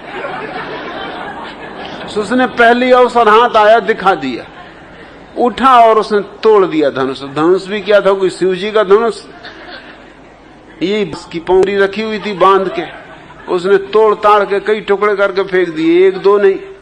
और उसने कहा निकाल तेरी सीता कहां है, खत्म करो इस बात को एक बार। क्या हर साल लगा रखा है कि वो खेल फिर से हो। फिर सारी जनता जग गई, बच्चे रोने लगे, स्त्रियां चौंक गई, लोग खड़े हो गए, बैठे नहीं कि ये हो क्या रहा है। न देखा कभी आंखों से, न सुना कभी कानों से, नई ही रामलीला हो रही। वो तो भला हो जनक का, बूढ़े थे, सयाने थे, पुराने अनुभवी थे, घाघ जिसको कहते, कई रामलीलाएं करवा चुके थे। उन्होंने तत्क्षण मामले को संभाल लिया। उन्होंने कहा भृत्यो, तुम भूल से मेरे बच्चों के खेलने का धनुष ले आयो। अरे ये शिवजी का धनुष नहीं है, शिवजी का असली धनुष लाओ। पर्दा गिराया, धक्का देके किसी तरह रावण को हटाया, दूसरा धनुष बाण लाया गया, और दूसरे आदमी को रावण बना के लाया गया। जनता बड़ी चौंकी की, रावण तो दूसरे मालूम होते। वो पुराना पहलवान कहां है? उसको तो 4 आदमी पकड़े अंदर बैठे। वो भीतर से चिल्ला रहा, जी मैं धनुष्मान तोड़ूंगा, आज मामला खत्म ही कर देना, रफा दफा।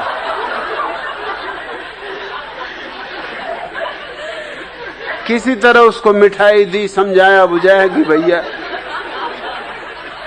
धनुष्मान ना तोड़, तू जितनी मिठाई लेना हो ले ले, और आगे से हम ख्याल रखेंगे, जो भूल हुई सो हुई। कभी कभी ऐसे मौके आते हैं, अन्यथा तो रामलीला में लोग सोएंगे, वही का वही पुनरुक्त हो रहा है। छोटे छोटे बच्चों को सुलाने के लिए हम यही उपयोग करते नवल किशोर। मां बैठ जाती बगल में, दबा देती बच्चे को बिस्तर में, चारों तरफ से कंबल दबा देती, भाग भी नहीं, और बैठी कि राजा बेटा सो जा, मुन्ना बेटा सो जा, राजा बेटा सो जा, मुन्ना बेटा सो जा। अब क्या खाक करे राजा बेटा मुन्ना बेटा, सोए नहीं तो क्या करे। हालांकि मां यही सोचती कि मेरी सुरीली राख के कारण सो रहा है। ये सुरीली राख का सवाल नहीं है, ये ऊब पैदा हो रही, घबरा रहा है वो। ये तो मां अगर बच्चे के बाप के पास भी बैठ के कहे कि राजा बेटा सो जा, मुन्ना बेटा सो जा, तो वो भी सो जाएंगे।